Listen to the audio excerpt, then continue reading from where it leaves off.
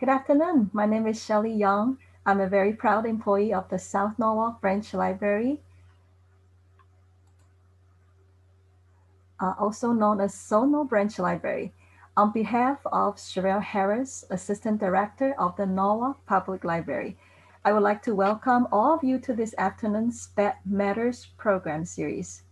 Today's program is part two of a two-part offering on executive functioning. We offer this section We offer this series in collaboration with SPEDNet Wilton. During the webinar, we'll mute everybody and also keep everybody's video off. Now, I will turn the program over to Eve Kessler to introduce our wonderful panelists. Thank you. Thanks, Shelley. And thanks to the Sono Library. We often have executive function programs because people are always asking for them. This is part two, as Shelley said, for older kids, middle and high schoolers. Last week we did elementary school kids, and these will both be on our website. While many kids struggle with executive skills, kids with LD and ADHD nearly always have executive function challenges.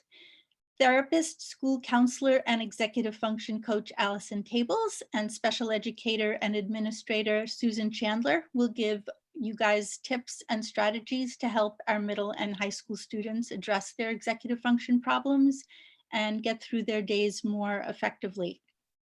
Allison and Susan are partners in effective counseling and Fidelity Educational Advisement in Stamford, Connecticut. They support students with LD, ADHD, anxiety disorders, and challenges requiring social emotional support, as well as autism spectrum disorder. Allison deals with mostly adults, adolescents, young adults from a relational and educational perspective, and Susan, a special educator and administrator, inclusion specialist, and educational evaluator, helps students identify their learning styles and develop strategies for addressing their needs, improve their self-determination, and acquire self-advocacy skills. We are going to have everybody is going to be off. Their videos should turn their video and audio off. So we'll just hear Allison and Susan.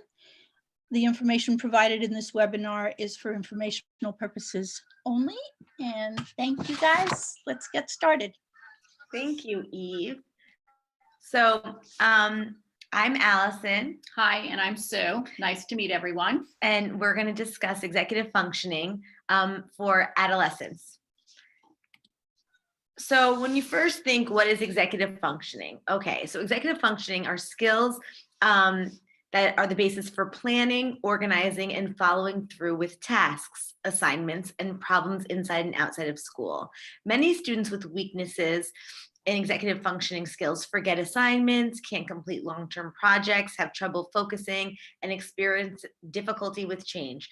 These are our kids who school is just sort of a mess. They have a hard time keeping up. They can't find their information. They forget when due dates are happening. And again, this has nothing to do with intelligence. This is strictly about executive functioning. So these students need to be taught explicit skills in order to become successful in school and life after school. Simply put, executive functioning skills are necessary life skills. So as we continue to discuss executive functioning in the various domains, we're going to explain how it is important to externalize the executive functioning skills for our students and children, as they're not necessarily able to internalize and create them on their own. So when we are speaking about executive functioning, there are three main domains of executive functioning. The first domain that we look at is working memory. This skill helps students hold information in their mind while completing a task. It's important during note-taking, math problems, multi-step directions. Students need to be able to process information that's provided immediately, hold it in their brain, manipulate that information, and then be able to apply that information to complete the task. Obviously, it's a very important skill in executive functioning. We find many of the students with challenges in executive functioning have challenges in working memory. Inhibitory control involves being able to control one's attention, behavior, thoughts, or emotions, to be able to override any external distractions. Inhibitory control is also identified as self-control of attention. It enables students to be able to focus on and choose what they need to focus on in order to suppress external stimuli that might interfere with what is being asked of them or what is being provided instructionally. And the other third area of domain of executive functioning is mental flexibility. And this is known as the ability to be able to shift, to switch between one perspective or another, between one task or another, one subject or another, while changing your mind or course of action based on new information. And this is not only important academically, but we find mental flexibility to be extremely important in social skill development, as well as being able to participate in group activities. So we'd like to show you a video that really provides some scientific research-based information and helps to explain these domains and the subsets of executive functioning as well.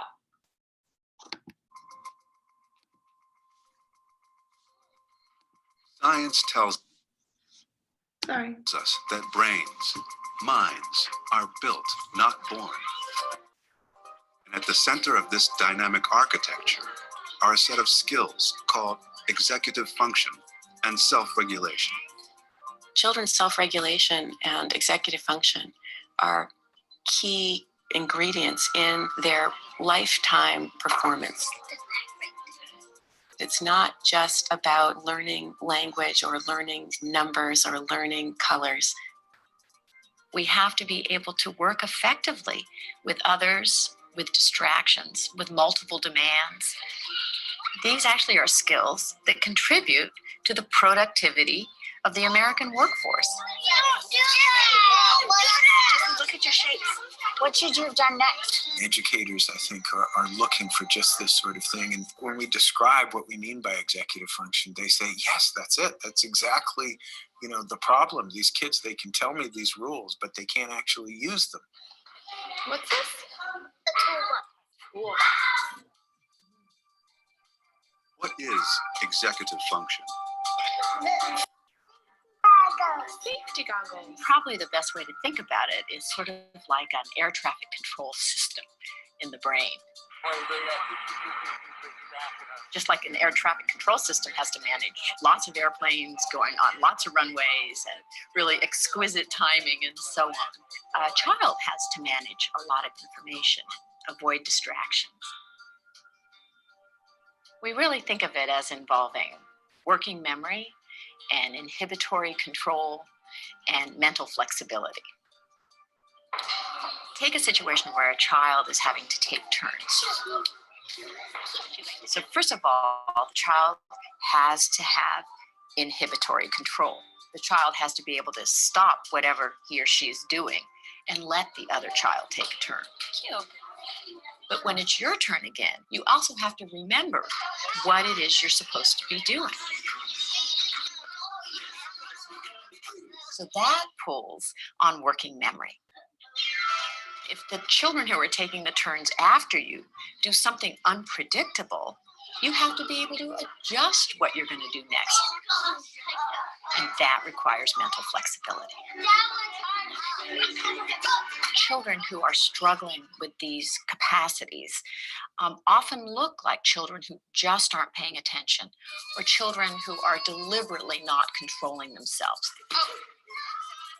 If you don't have self-regulation, you act out and the teacher puts you in timeout, and so then you miss part of the learning that's going on, and then you are more upset because you're behind, and so you act out, and so you get this downward spiral. How does executive function develop? 7 and +4. In little children, and even in the infant and toddler years, you begin to see the roots of executive functioning skills.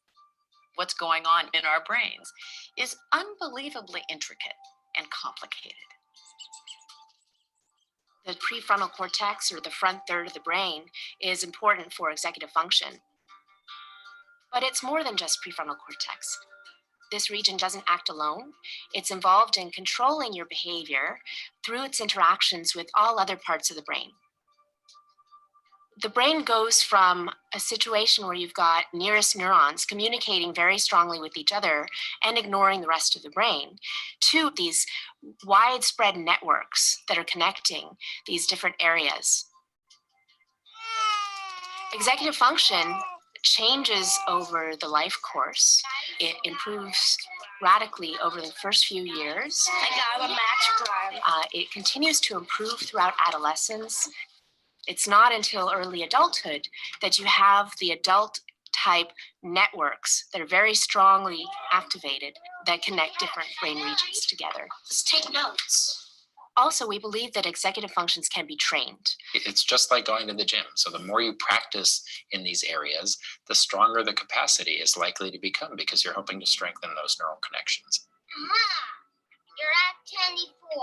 Slowly but surely, you're going to be able to step back, and that child's going to go into the world with these skills where they can get along with other people, change rules, and they can be flexible, and they can accomplish new things, and they're unafraid. I got bit by my dog in my arm.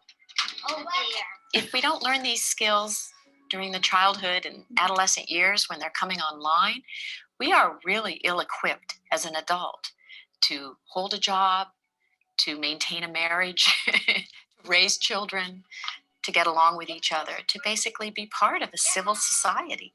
You're okay.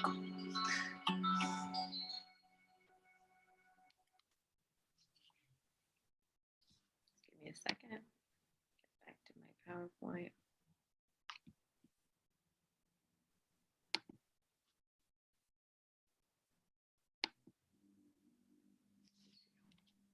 Okay, so we were talking about within executive functioning, that's an umbrella term, and there's an umbrella term to describe a whole bunch of subcategories. So the three types of brain function are working memory, mental flexibility, and inhibitory control. They influence what scientists refer to as the subcategories of the executive functioning. So those three areas influence the other 11 that are in this list. So when we talk about these other subcategories, they're response inhibition, working memory, emotional control, sustained attention, task initiation, planning and prioritizing, organization, time management, goal-directed persistence, flexibility or shifting, and metacognition. So, when you say, a child has poor executive functioning skills, they may not have issues with all of these. They may, but they may not. There may be certain areas. It's important to understand what areas specifically are weak, so then you can help support and compensate for those areas. So students are not born with these skills, but have the potential to develop them. Just like we saw in the movie, how the neurons, like going to the gym, the more we work on them, the neurons will grow and develop. To ensure that children develop these subcategories, we as educators and parents need to help them strengthen these emerging skills over the course of their lifespan. So in order to do this, as we will continue with our presentation, we'll talk about creating external executive functioning strategies so that they don't have to rely on what they struggle with internally. So when we speak about really the brain in totality, but when we're looking at where the executive functioning skills are located, as the video explained, it's primarily in the frontal lobe. What's exciting about research is that these skills can be developed. These skills can be strengthened. These skills can be reinforced with, as we continue to explain, the external supports, but knowing that these students will, and your children will have opportunities to internalize many of these executive functioning skills that they may not have developed presently. I think what's important is understanding that executive functioning skills develop over time, and they will develop and strengthen in adolescence as well as in adulthood. What's important for all of educators and parents to understand is that we need to meet the students and your children where they are and understand their strengths and understand some of those challenges. And also understand that the challenges are not behaviors that they can control. And that when they are struggling, it is not a struggle that they are purposefully avoiding task initiation or task completion or time management or organizational skills. So being able to externally support their environment and set them up for success is really what the scientific research-based evidence is telling us. The gentleman that was discussing that educators would come to him and say, you know, they're not able to complete tasks, they're not able to perform, and what can I do? And he said exactly that. Educators are looking for the ability to have the strengths of the knowledge-based intellect aptitude that students have and help students to be able then to apply and to perform in the capacities that are expected. And so we will continue to support what that will look like and should look like for many of the students that are having these challenges. So we have Josh, and what we're doing is we're looking a day in the life of Josh with executive challenges. Josh is a sixth grader. I can't read it. With executive functioning issues. This does not mean that he does not have the intellectual aptitude. It just means that his brain's self-management system has trouble getting organized, getting things done. Executive functions, as we know, are an important set of mental skills. To see how challenges with these EF skills impact students in and outside of the school, we're going to take a look at a typical day in Josh's life. And maybe some of you as parents can relate to some of the struggles that Josh will be going through.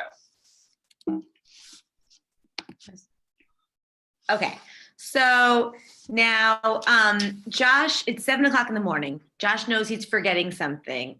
That's it, his cleats for today's game. He runs back inside to get them, but he ends up leaving his backpack at home and he races to catch the bus. He sprints past the checklist his mom made to help him remember what he needs for school, but it's too late. The bus is about to pull away. He's gonna miss it again. So this, as we continue, we're gonna, a lot of you may feel like, that's my son, that's my daughter. So this is a very, I work at a middle school and a lot of these stories are very, very relatable. I see this all the time. So Josh now is in his English class and no, go back.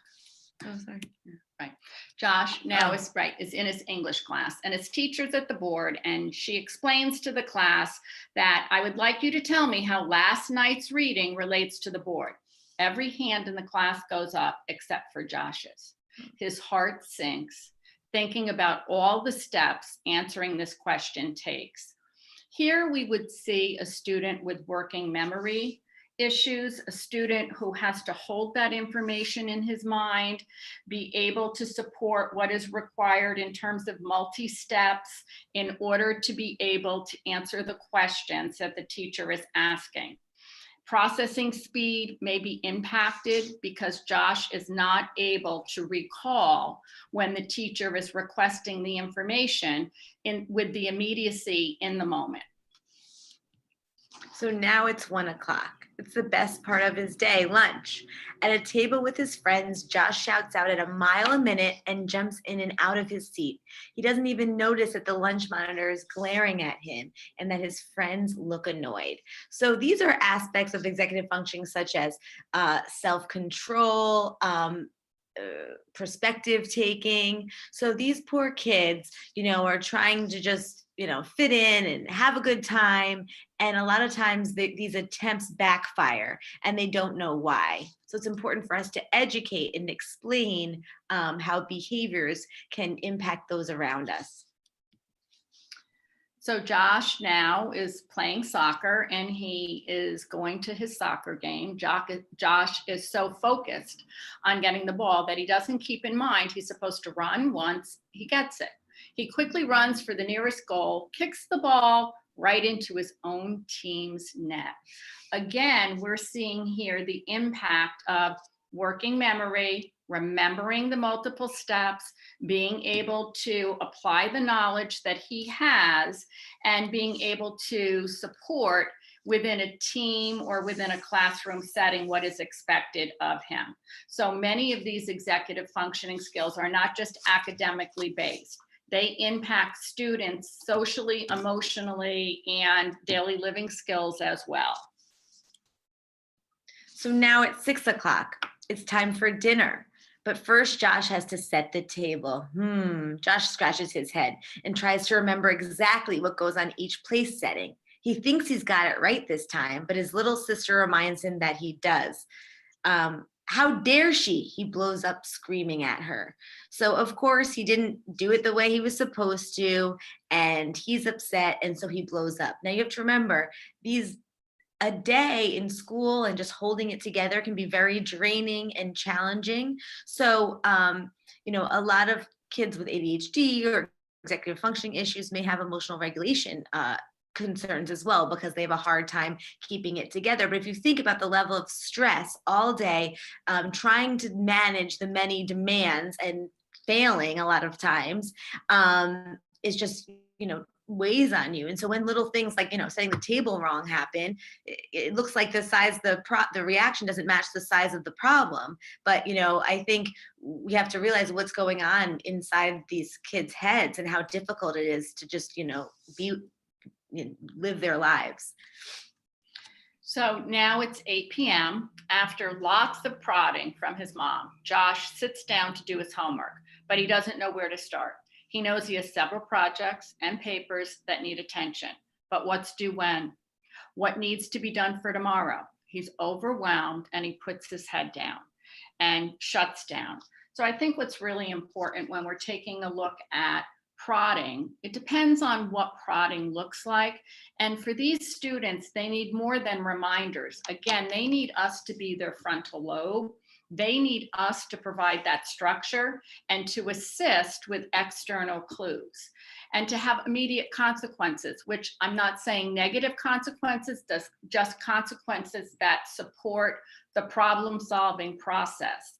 So organizing a study area with Josh, making sure all of his materials are in an area that are accessible, color coding, providing visuals so that the prodding now becomes an external support. Again, we speak about meeting the students where they are, meeting your children where they are, and then also assisting them with I do, we do, you do.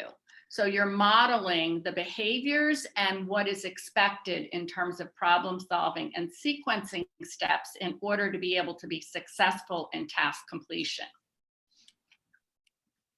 So now it's midnight. Delays and procrastination mean that Josh is burning the midnight oil. He's exhausted, but his history paper is due tomorrow. But he just can't figure out a structure for his paper and the steps he needs to get it done. So this is where, I think a lot of times these kids are misunderstood. And it's like, oh, well, they're not doing the work that I was assigned, that sometimes teachers will think, oh, well, he's lazy or not paying attention or, not into it. But this poor boy, Josh, he's working really hard. He's trying to succeed. He just does not know where to start. So that's why it's important for him to have, tools like graphic organizers or a game plan, like Sue said, other tools that help externalize the planning and the breaking down of how to get all of that information that he's researched on paper. And so now it's 3 a.m. and finally the paper is done and Josh can catch a few hours of sleep, but he can't seem to fall asleep. He's worried that he didn't do the paper right. And then there's a problem he'll discover tomorrow morning. His disorganization has gotten the best of him and he forgets to put the finished paper in his backpack. what we see with students such as Josh is that even when they've completed a task, that their success is questioned by them. Their self-confidence, their self-image, their anxiety. EF skills will have an emotional impact on students, and that's something we have to be aware of as educators as well as parents. So, and now that that's the story of Josh, we're going to start breaking down how to support our Joshes. So now here's a sample executive functioning self-assessment. Now we do this a lot, and we encourage teachers to do this as well, as this is a good way for kids to understand what their learning style is. So sometimes they don't have any idea why, maybe listening to a book makes them remember something better than if they just saw it.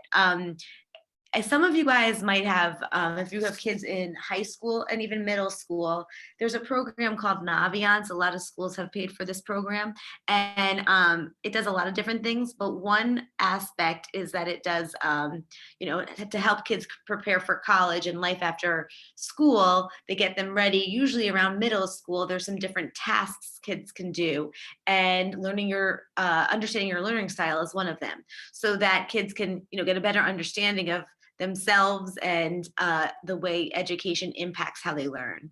So the other thing I'd like to say about a specific executive functioning self-assessment is that it allows students, especially at the middle and high school level, to be able to identify their strengths and challenges. And that allows them to understand the impact of some of these executive functioning skills. It also assists students in sort of buying into the executive functioning support to provide academic success in identified areas where performance is impacted, and allows students to make a plan and understand the importance of planning and the impact planning will have in terms of reduction in anxiety, reduction in stress, and an uptick in success. And we know that success breeds success. So it's really important that we work collaboratively with the schools, with our children and families in order to support all the Joshes in the world. So we'll now explain, like I said before, we're going to break down these various subcategories and explain how we can support them. So let me just move my, okay, so planning. Creating a roadmap to completing a task or a goal. It's the ability to figure out how to accomplish our goals. It includes analyzing what you need and what steps you need to complete a task. Sorry guys, I just want to move your faces because I'm trying to see my slide and I can't get my cursor. So hold on, bear with me. I apologize. I don't know why I can't. Give me a quick second. Sorry. Okay, I'm gonna move you guys over. Okay.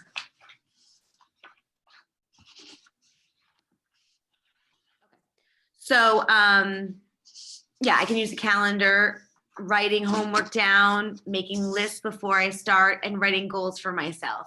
So a lot of times, with distance learning and having hybrid schedules or half-day schedules, it's even more complex for the student with EF deficits. So what I recommend to parents all of the time is to make sure you cross-check your PowerSchool, your Google Classroom, and whatever else you guys use, and try to make a big picture of what you're seeing. So post a schedule up in front of the working area the kid's going to be.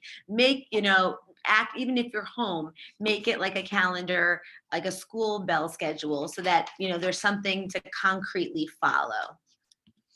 And so understanding how planning impacts their ability to be academically successful, again, it's really important to point out to the students that when they develop a plan, it does reduce anxiety and stress. When you plan ahead, you don't have to work at the last minute. Your anxiety and stress levels can be greatly reduced by having a plan from the start. It also helps to increase productivity. It also helps to provide practice for positive life skills. As we know, executive functioning is not only related to the academic, but it's also related to daily living and all of the social, emotional skills that, you know, our young adolescents are developing. And when we talk about writing goals when we're planning, it's really important to take a look at specific strategies. So there may be the opportunity to develop a goal. And then once you've developed a goal, then you make a plan about how you're going to complete that goal. You then will actually do what you have planned, and then you review. And so that's a strategy that many EF coaches use with students, because it also involves metacognition, which we'll be speaking about as we move forward. So now time management. Having an accurate understanding of how long tasks will take and using time wisely and effectively to accomplish tasks. It includes pacing yourself and meeting deadlines. So I can manage my time by estimating the time it will take to complete a task, prioritizing the most important work first, and pacing myself as I work. So what I like to do a lot is ask students, okay, like let's say we've got 3 assignments, we've got social studies, math, and science. How long do you think science is going to take? Okay, you think it's half an hour? Let's mark that down. So from 3 to 3:30, you know, let's see if science really did take you half an hour. So the students having an understanding of how long their assignments take is huge, because then it allows them to prioritize and figure out how to schedule their homework plan. So, you know, what I see a lot is kids will say, oh, I turned in all of these assignments and I don't understand why I still have a bad grade. Well, you know, you did the assignments that were quick and they were only worth 10 points, where you didn't do the assignment that took, you know, a longer amount of time because you didn't give yourself that time, and that was 100 points. So it's important to not only understand how long things will take, but to prioritize the work as well. And again, when we're looking at assisting our students and adolescents to understand the importance of time management, we're helping them to, as Allison said, develop sort of a mental time span in terms of how much an assignment may take, and then being able to review the actual time that it did take. It allows students to pace themselves so that they can work at a pace that's just right for them instead of having to rush at the last minute. It also provides them with an opportunity to feel in control and confident about scheduling, and being able to, if they have long-term projects, chunking that and being able to break those long-term tasks down and throughout the week complete on a Monday, Tuesday, Wednesday specific tasks that are required possibly for a project that's due on a Friday. And lastly, it also allows them to be able to finish their tasks on time and then have time to schedule fun activities, to be able to have that social support that's really important to students as well. So organization, it's the ability to develop and maintain a system that keeps materials and plans orderly. I can organize by identifying a regular time during the week for clearing out and organizing my backpack or study area. This is huge. I mean, working in a middle school, I've seen, I mean, now it's a little different with the pandemic, because a lot of kids are using simply Chromebooks. But before, I'd look at backpacks and there'd be permission slips from September when I'm looking through a backpack in January. And, you know, so many kids will say, oh, I don't have that assignment. And then you look and you see 3 different copies because they didn't keep it in the same place. So these kids have a really hard time organizing their materials. So it's important that we have, you know, we model this for them as parents and teachers. Now, because everything is digital for the most part, you can still do this through folders on Google. In some ways, it's sort of easier because you can see exactly what they have, where you don't have to dig through a backpack. But you still have to, you know, just because we think our kids are more savvy with, you know, tech, it doesn't mean they have these skills. And this is what happens a lot is, you know, the parent will say, oh, well, my kid knows how to deal with the computer better than I do, so I'm sure he's fine. But then in reality, they have docs everywhere where they need to have folders for each subject. And so that would be a good way to, you know, maybe do it yourself and model it for your students. Another way to be organized is you keep reference materials, including calculators, dictionaries, and pens, writing materials, graphic organizers near my homework or work area. So a lot of people I know, kids work on their beds, and I don't recommend that because there's stuff everywhere. Then the sleeping becomes one with the work and lines get blurred. And I think it's important to, I was just talking to a student before who is strictly distance learning, and she was saying that she falls asleep in between English and social studies. And I was like, well, if you're in your bed warm and cozy at 8 o'clock, of course, why don't you get out, sit at the table, take a shower, just get yourself ready for your day. So, and back to what I'm trying to say is having a designated area for work is very important. And then use brightly colored folders identified for each subject to bring important papers like homework and permission slips to and from school so those items don't get lost. Well, we can do this physically in some sort of backpack, or again, like I said, through your computer, you can have, Google Docs with different names and colors, and you can color code, in some ways probably easier online. So one thing I just wanted to say in terms of organization, as Allison stated, home has become school now. And so I was working with a middle school student who is definitely a visual learner. And what we did is we set up a study skill area. And what we did is we color coded folders and notebooks for each of the 4 content area classes. And then when she would come home from school, we also had colored bracelets that matched the subject area.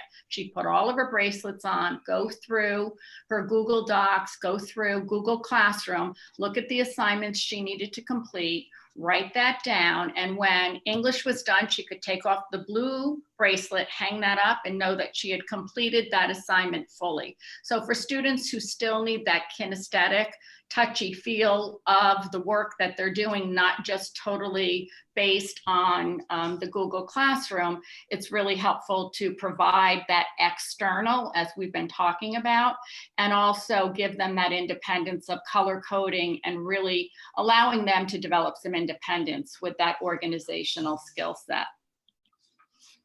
Task initiation is extremely important, and we see that planning and organizing absolutely impacts task initiation. It's the ability to independently start tasks when needed. It's the process that allows you to just begin something even when you really don't want to do so. So you can initiate tasks by making a plan and completing the task. And again, one of the plans that I like and recommend is the goal, do, plan, review for students. Also using strategies when a student gets stuck, and that can be the systematic planning of a goal and what the steps are required, what are the materials I'm going to need, completing the task, and then again reviewing. Also encouraging that students begin the most difficult task first. Although many students want to avoid, for example, if math is a very tough area for students, and we find with working memory deficits, math is difficult, but starting that first, that's when you have the most energy, and you're going to need the most energy in order to complete a difficult task. And that allows them to really begin to facilitate and initiate some of those tasks that are, again, as we said, difficult for them. So now working memory. It's the ability to keep information in your head in order to complete a task. It's important for remembering information, following directions, and completing academic problems. I can use my working memory by learning to paraphrase information, saying back information in a different way, and concentrating on the task at hand. So today, I was just saying to Sue, at school, I have a girl who was very upset because she was having a really hard time with math. And she was nervous because she didn't want to get in trouble, but she didn't understand and she couldn't remember. And so, this is where, mental health and intertwines with EF deficits, because there was severe anxiety about, oh no, the teacher's going to get upset with me. So I had to work her through it. We met with the teacher. We have a plan for how she's going to, review work. And so, she felt a little better. But, I always stress there's so many layers involved in all of this. So we may understand, the various domains within executive functioning, but then the mental health impact it has played, struggling with these areas, is huge. So there's depression and anxiety, or a lot of times feeling of like, these kids are bright kids and they know they're struggling where other kids are not. So it's for us to come up with solutions to help them feel, capable and confident. All right. And so metacognition we've discussed, and metacognition is the ability to be aware of what you know. Sorry. I don't know. I'm having some technical difficulties. I can't get this off. Okay, being aware of what you know and what you don't know. And it is being able to understand what you need in order to improve your learning. And so when we speak about utilizing assessments, friendly assessments for students to help them understand their learning style and helping them be able to utilize their strengths in order to build up the challenges they may face. So here it says, I can use metacognition by identifying how I learn best. We speak about, visual learners, auditory learners, and kinesthetic learners, and that you may be a combination, but it's important to understand what that means to your ability to take in information with a teacher whose teaching style may not match your learning style. And there's a level of frustration that will come into play when that happens, and how we can have control as young adults in order to self-advocate and be able to identify what they need in order to be successful in those environments. Understanding what am I supposed to learn, checking in on my own progress as I complete a task. So again, utilizing either a graphic organizer or a checklist or a rubric that can assist in completing tasks and being able to check that off, supporting that success when you go back and evaluate how you are doing on the tasks that you are completing. So now flexibility, the ability to adapt to a new situation and deal with change. It also includes perspective taking and making decisions to fix a problem. I can be flexible by seeing different perspectives, using problem-solving skills to handle challenges that come up, and being open-minded to new solutions when a change happens that I was not expecting. So we have some of our rigid students who have a really hard time when, something comes up that was not planned. So a lot of times with these students, we can say, almost have a game plan. If X happens, this is the solution. If Y happens, this is what we're going to do. Also, when we think about the story we just had, our little boy had a hard time at the lunch table, and he was bothering the students because his friends, he thought, because he, wasn't able to understand that they were getting annoyed. He wasn't picking up those cues, and he also wasn't understanding what they wanted to hear, that he was thinking about what he wanted to hear. And lastly, perseverance, which can many times be extremely difficult for our students who have executive functioning challenges, to be able to persevere through that required task. So obviously the definition is the ability to stick with a task and not give up, even when it becomes challenging. It includes using strategies to overcome those roadblocks and problems that come up along the way.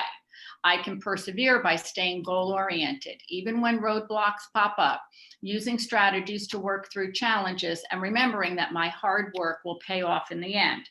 And I believe many of the supports that we've discussed through identifying how we can help our children in terms of planning, organizing, time management, understanding working memory, and also understanding the importance of metacognition lead to their ability to be able to persevere through many of those tasks that in the beginning of their development of executive functioning skills would probably cause them to shut down. So again, helping to self-assess and helping students to feel in control of developing plans and being able to self-advocate for their needs so that they are in self-control and they are in control of their learning. So lastly, let's set our children up for success. So we have a little video that explains why executive functioning is so important to lifelong achievement. We as educators, parents, and support professionals have the potential to significantly impact academic, social, and emotional success through explicit executive function instruction. So we can do this, and so can our kids. We just need to provide them with the appropriate tools and give ourselves the knowledge, as well as our children and students, so that everyone can be best supported. So let me just show a little video before we wrap up. Hold on 1 minute. And then I think it's on my group. Hold on, sorry.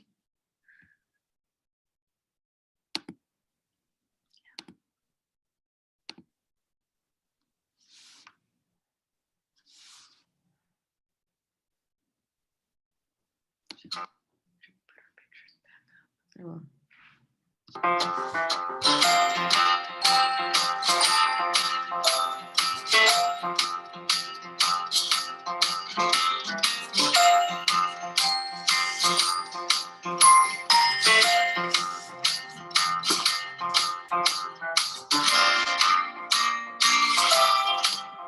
There's no sounds. There's just the music. Just so you know. Wait, there is no sound. Hold on. Executive function. Yeah, there is. Hold on. You don't. Okay. I could just see lips moving, but I couldn't. Oh, for us? Hang on. I'm trying to put my camera on so you can see me. I'm sorry.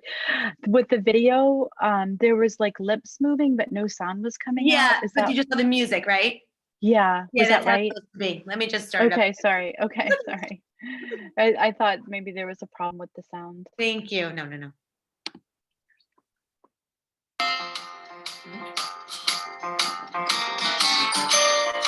Okay, I'm going to start from the beginning.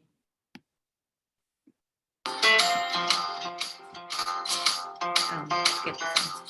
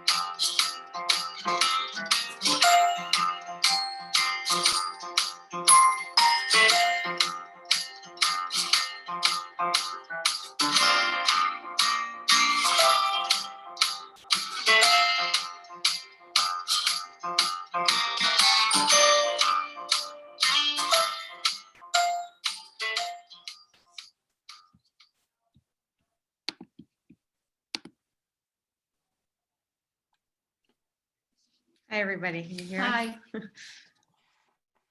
Thank you for the opportunity for us to present our executive functioning presentation. Executive function is the brain's air traffic controller. New music. It intercepts a tangle of I inbound thoughts and know. impulses and steers them towards productive outcomes.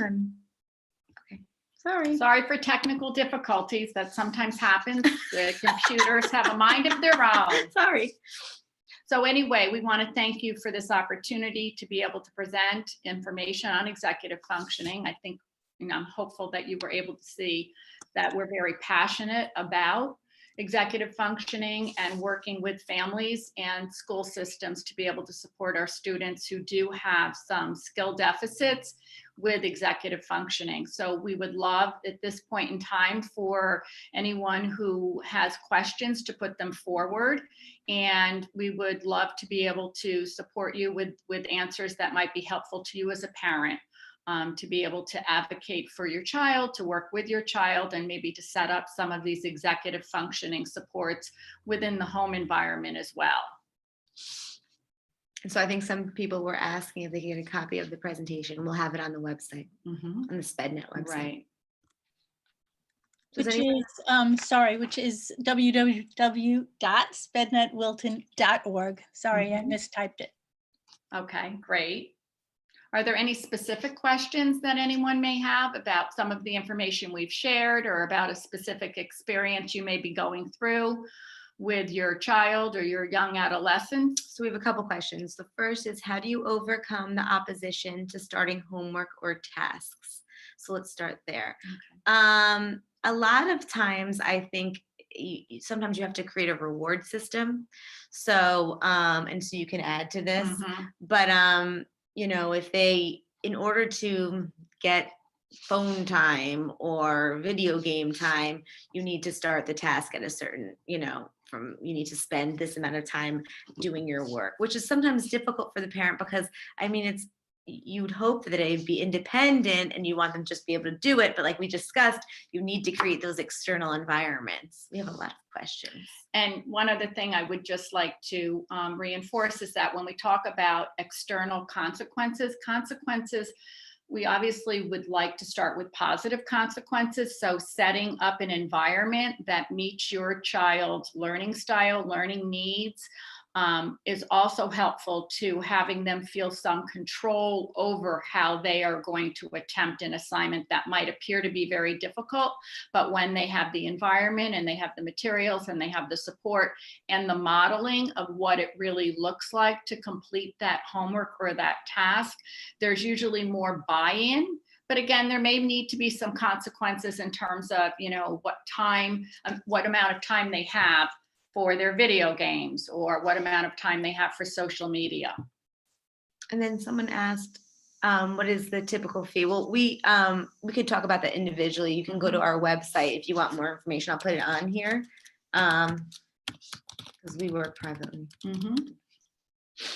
Okay, does schools in Wilton examine most districts, especially with middle school and high school, do understand the importance of executive functioning and usually incorporate that in sort of the universal design of teaching. I can't speak for Wilton, but I was a teacher for Stanford Public Schools, and we developed and purchased an executive functioning curriculum that we implemented in middle school and high school. And many teachers were also trained with executive functioning, understanding the importance of executive functioning and how they can incorporate that in their everyday instruction. But I want to add to that because I do feel like a lot of it also is the individualized teacher, because even though we can give a program for executive functioning for a district, not every teacher is going to utilize it the same way and support kids the same way. So that's where I think parents, you know, get frustrated because it becomes very individualized for teacher, for student. And I saw Eve, you shaking your head no. Well, I just think that what's really one of the things that's so important is that the parent asks. Correct. The district, their team leader, the special ed teacher, pretty much probably at a PPT meeting, or your team leader, you know, say with examples of what they're seeing at home of how their kid is responding to whatever it is, and as clear a picture as the parent can give, and ask, you know, exactly. How can you address this? Do you have to, you know, do you have to evaluate, you know, I would like you to evaluate my child for executive function issues. But since he might or she might very easily have ADHD too, that might come up when they have the child evaluated. But for Wilton and for other districts, I would suggest that the parent bring it to their attention, not just wait for them to, you know, not just wait for someone there to say, oh, you know, I think your kid is struggling with such and such. So the next question is, my child already sees a resource teacher at high school, but does not want my help at home.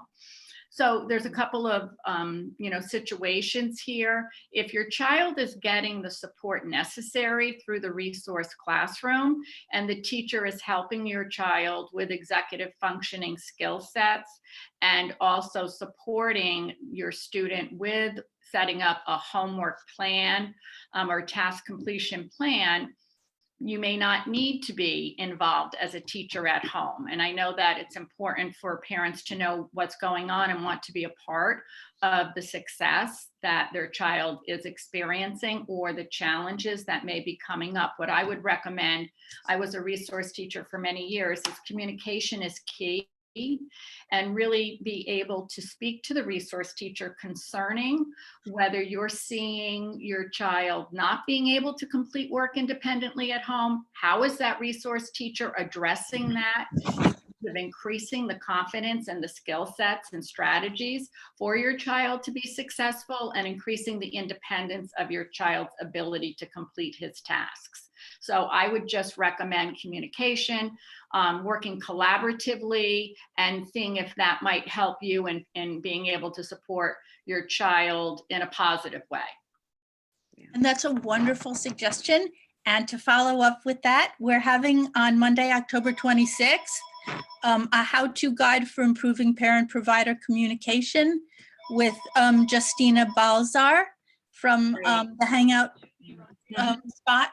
So for those of you interested in that, I just wanted to give that SpedNet presentation webinar a plug. Well, there was also a question about the assessment checklist. I guess, where do you get it? Or I'm not sure what the question is. Yeah, you can add more, I guess. Right, in terms of executive functioning assessment checklist, maybe that might be what you're referring to.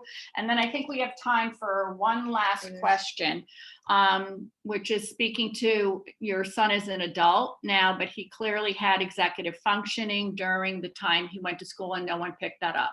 I had to take him to a doctor to be tested and had to call school before he was able to get help with executive functioning. So I am happy that now he has been brought to the forefront, because it was not in the past. And I agree, and I'm happy to hear that your son is definitely getting the support he needs. I believe executive functioning is really a term that has been around, but yet many teachers and parents were not sure how to support that. There's so much more research out there now, and executive functioning coaches and those who have been trained, who are really working hard to bring this knowledge to the school system and to families and to students as well. So thank you for that. And Nadine, I think you can see it on the that checklist is on our PowerPoint, which will be posted. And I think there's also a question about the IEP services. Okay, sure. So it says, can you look at an IEP and make recommendations for supports, goals, objectives, meetings? Do you attend PPT meetings? Yes. And I would speak to that specifically, as I'm a special education teacher. I was also a assistant director for special education, writing IEPs. I also am an IEP compliance support teacher. So my answer is yes. And our website, Allison did put that up. And I'm the fidelity part of the EF counseling. So if you wanted to contact me, specifically, I'd be happy to have a conversation concerning that. I'm going to give our emails. Oh, thank you. Yeah. Okay. Access the website. PowerPoint's going to be on the SpedNet network website. Sorry, I need a little sip. I've been speaking a great deal. Great.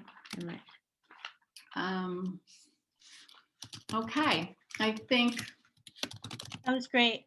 I think it's Thank time, you guys. but I hope we've been able to answer questions. Again, we've given you our website and our emails, and certainly we're available for any future or further discussions that anyone may have.